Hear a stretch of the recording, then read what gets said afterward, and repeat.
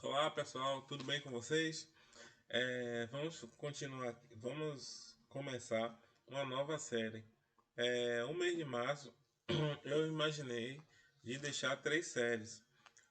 A primeira série é a que vocês já viram o vídeo, que foi a do campeão absoluto de 2022, a série com Mario. A segunda foi sobre tática, que eu penso em deixar. Tática também. Só é o mês de março, né? Todo. E a terceira série é o torneio que eu ganhei, organizado pela Federação Baiana, o torneio Brits e o Rápido. Teve algumas, não deu para gravar todas, não deu para lembrar todas as partidas, mas teve algumas que eu consegui reproduzir aqui para vocês. Eu vou reproduzir aqui para vocês. E no nosso canal sempre vai ter vídeos na quarta e no sábado. A priori a gente não vai conseguir fazer a live porque eu tô tendo problema com a operadora da gente aqui da internet. E a internet tá oscilando muito, não tá dando para fazer as lives. Então, ou vou tentar resolver junto com eles e também vou tentar verificar outro fornecedor de internet aqui para que a gente consiga fazer as nossas lives. Então vai ser, a ideia é sempre essa, né? Hoje eu vou fazer essa série do Brits do Rápido. Uma partida que eu joguei. Na quarta vai ser uma das séries, ou vai ser a de tática, ou vai ser a de Mário, campeão baiano, né? E assim a gente vai sempre oscilando nos vídeos. Em um dia sai um vídeo, no outro sai a outra série, até o final do mês de março, tá bom? Então vamos lá. Essa partida que eu joguei foi com o Danilo. Eu tava com as peças negras. O Danilo ele ficou entre os primeiros, muito tempo entre os primeiros do circuito. E o Danilo começou jogando com E4, né? Eu joguei a Siciliano, C5, ele jogou o cavalo F3, G6. Eu não vou. Essa parte aqui que eu estou jogando mais rápido, gente, é parte teórica, tá bom? Se vocês tiverem alguma dúvida, depois vocês podem passar para mim, deixar no vídeo aí, que aí eu vou respondendo a vocês. Eu vou falar sobre as partes mais complicadas da partida, né? Da partida. Aqui ele jogou C4, joguei cavalo F6. Aqui é tudo desenvolvimento de peças. Você pode observar que a gente estamos desenvolvendo as peças logo. Bispo E3, roque, bispo P2, bispo E2. E aqui eu joguei o primeiro lance impreciso da posição. Existe uma linha que você joga dama B6, mas não é essa linha que eu joguei, né? Eu confundi e eu joguei dama B6 com a ideia que você vai ver o outro erro, o outro erro vem proveniente desse primeiro erro de dama B6, que eu achei que estava em uma linha e não estava. E aí eu joguei o acabou. Como eu tinha dito antes a vocês, que a gente erra e quando a gente vai, a gente acaba jogando no afã, a gente acaba errando de novo, né? E eu aí joguei esse lance. Esse lance, gente, não é bom para as negras, não. É, Deixa eu primeiro passar ideias para vocês desse lance. Se você observar o cavalo aqui, ele atrapalha o contato do bispo com outro cavalo daqui das brancas, né? Então, se você tirar o cavalo daqui, a ideia é que você vai ter três peças atacando esse cavalo, que é esse bispo, esse cavalo e a dama, né? Então, o meu lance teve essa ideia, né, de capturar aqui. Só que as brancas tinham um lance que ficaria melhor. Qualquer outro, ó, as brancas só tem um lance que fica melhor nessa posição, só um. Qualquer outro lance que ele faz, ele vai ficar pior. Que seria o lance cavalo C6, né? Ele capturava aqui, então essa ideia de ataque aqui em D4 terminaria, então ele ficaria bem na posição. Mesmo que depois eu capturasse, se eu quisesse capturar a dama, alguma coisa do tipo, ele ia capturar também, que o bicho estaria liberado para capturar a dama também. Então ele ficaria melhor na posição. Ainda bem que ele não viu, ele acabou capturando com o peão, e aí minha ideia deu certo, né? de eu trocar as peças aqui em D4, ganhando um peão. E no final de toda a linha, eu tenho um peão a mais. Ele tem 6 peões, eu tenho 7, né?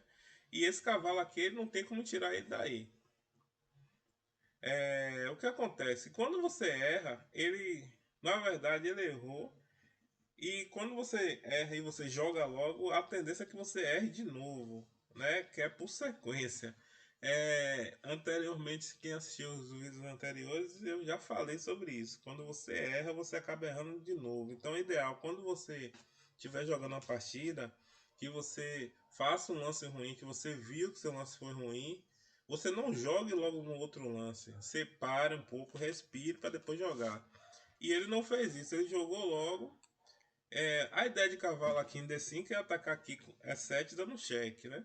Só que quando ele joga esse lance, tem um cavalo entrando aqui em C2.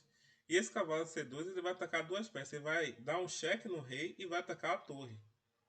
Então aqui eu joguei o lance. Quando ele joga rei D2, eu capturo. Ele faz um lance intermediário aqui, né? Que é cavalo captura em E7, é cheque. Cheque de cavalo, ou você captura o cavalo, você tem que movimentar o rei. Aí eu tenho que movimentar o rei. E aí ele captura o cavalo com a torre.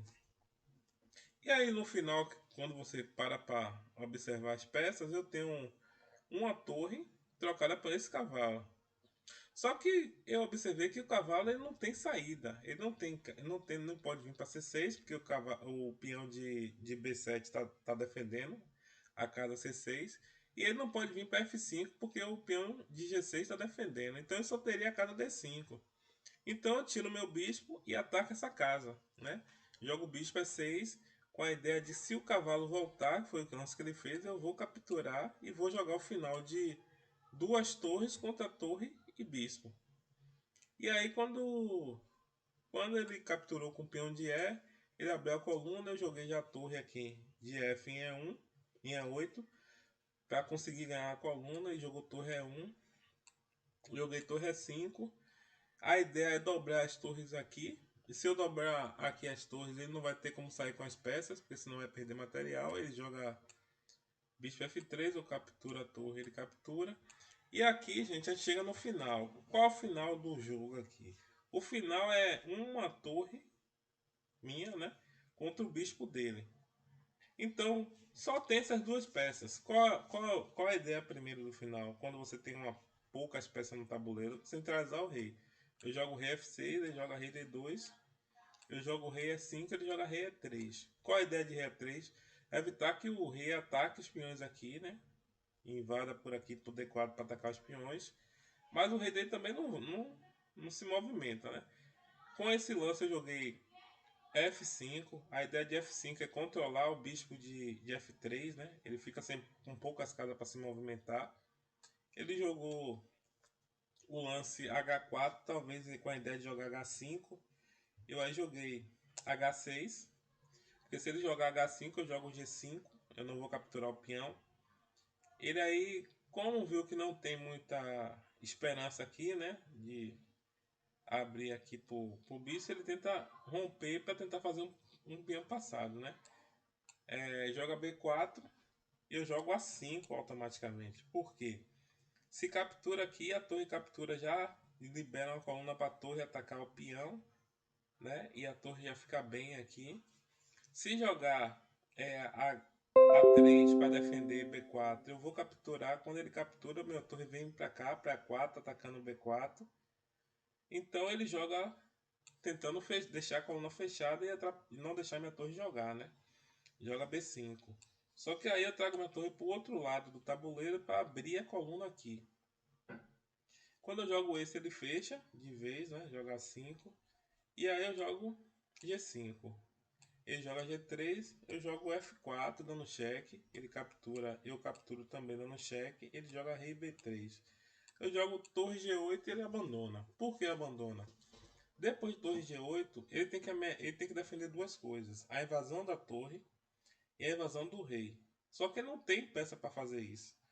Se ele jogar, vamos dar alguns exemplos aqui. Vamos dizer que ele jogue peão aqui, né? Que o peão aqui vai estar defendido pelo bispo. Minha torre ela vai invadir, né? Atacando o bispo. O bispo não pode sair. E ele só tem um lance de rei E2 para defender o bispo. Quando ele joga esse lance, eu jogo o lance de rei D4 e vou capturar os peões. Se ele não jogar dessa forma, se ele tentar evitar essa cravada, né, do bispo, jogando aqui, o mesmo lance vai seguir, né? Que eu vou jogar esse lance. Quando o rei sair, eu vou atacar os peões do mesmo jeito. Então ele realmente aí estaria perdido, ele não quis nem continuar.